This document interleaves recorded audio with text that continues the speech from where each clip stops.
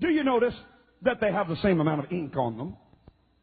Do you notice that they're made out of the same virtually worthless stuff? It's paper. Did you get it? It's paper. When we create money, we have created an instrument of value that has no value of its own. And it's just as expensive or inexpensive to print the 20 as it is to print the 1. I'm here to prove to you that bankers, especially in the Federal Reserve System, make multiplied trillions of dollars and never create one thing of value.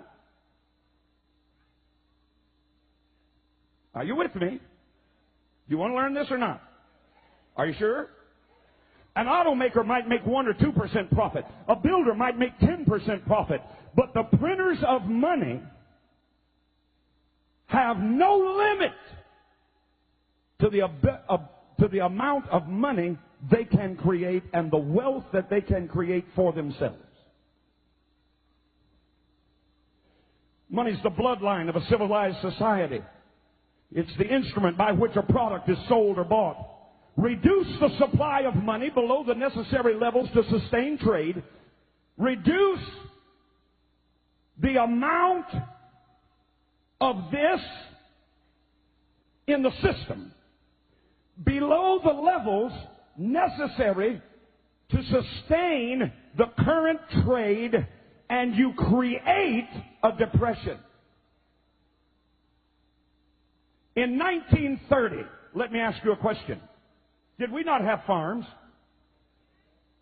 In 1930, did we not have factories? Did we have the greatest roadway system in the world at that time? Yes. Did we have the greatest communication system in the world at that time? Yes.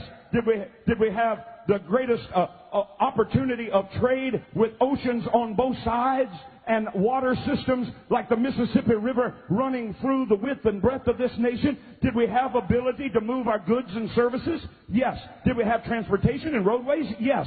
What did we not? Did we lack workers? Then what happened? I'll tell you what happened. The bankers decided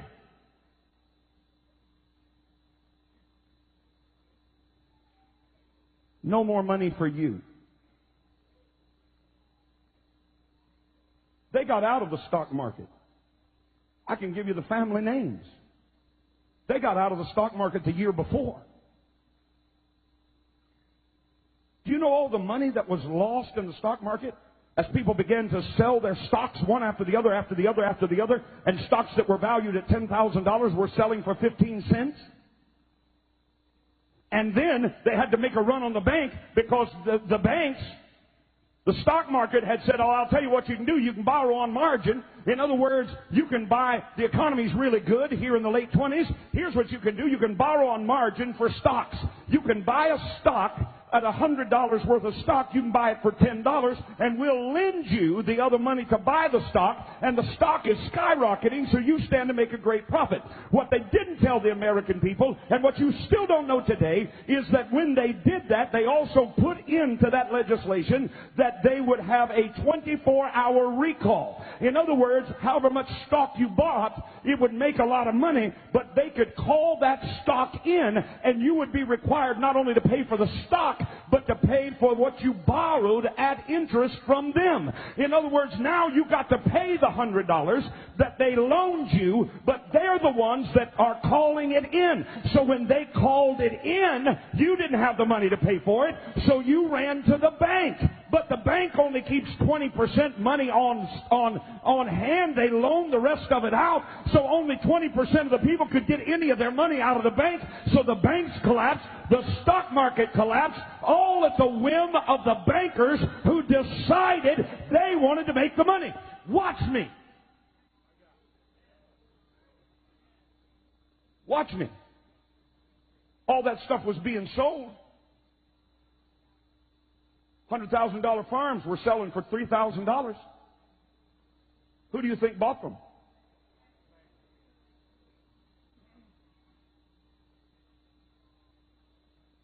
Why are you looking at me funny? You know what you're looking at? You're looking like sheep that have been led to the slaughter and didn't know it. I'm going to continue. Can I continue? We didn't lack industrial capability. If you don't believe me, I just told you what started the Great Depression. Let me tell you what ended it. World War II. And all of a sudden, the same banks that said no money for farms, no money for food, put people in soup lines, no money for commerce, no money for railroads, no money for roads, no money, no money. All of a sudden said, war? And all of a sudden, factories that were closed down began to work 3 shifts. Where'd the money come from? The same pockets that refused to give it before. Because they decide when it will be printed, how much will be printed, and how much usury or interest will be paid. Not the federal government. The federal government has no say in it, as I will prove to you. Say, debt is a devil.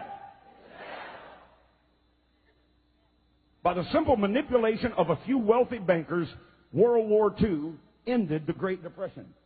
After successive failures to convince the public of the need of a central bank by wars, these same European bankers financed both sides of the Civil War in this country. You don't even know that. Same bankers, same families, financed both sides of the Civil War. Why? They make the money.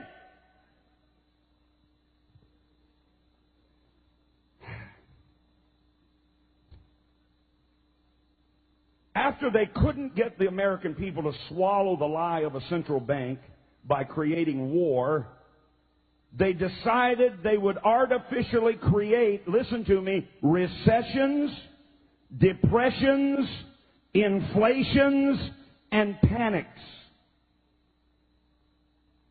Since only a small amount of deposits are stored at the bank, about 20%, the other 80% is out on loan with security of property and your promise to pay it back. A simple rumor of a bank's insolvency would make a run on that bank. Everybody would get nervous, go pull their money out of the bank, and that bank would collapse. And then the international bankers who started the rumor in the first place would look like prophets. P-R-O-P-H-E-T-S, prophet.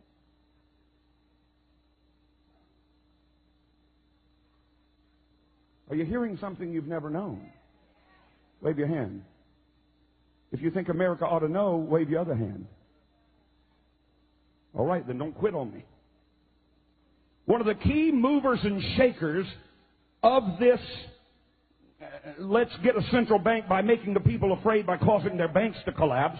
One of the key movers and shakers was a man by the name of, you might recognize it, J.P. Morgan. His father was an agent for the wealthy, you might know this name, Rothschild family. Here's a quote. The Federal Reserve. In 1869, J.P. Morgan went to London and reached an agreement for a company known as the Northern Securities that was intended to act as the international bank, as the agent for the Rothschild Company in the United States. The first major panic created by the international bankers occurred in 1893 when local bankers from around the nation were told to call in all their loans. Told by who? By these wealthy bankers. Senator Robert Owen testified before a congressional committee that the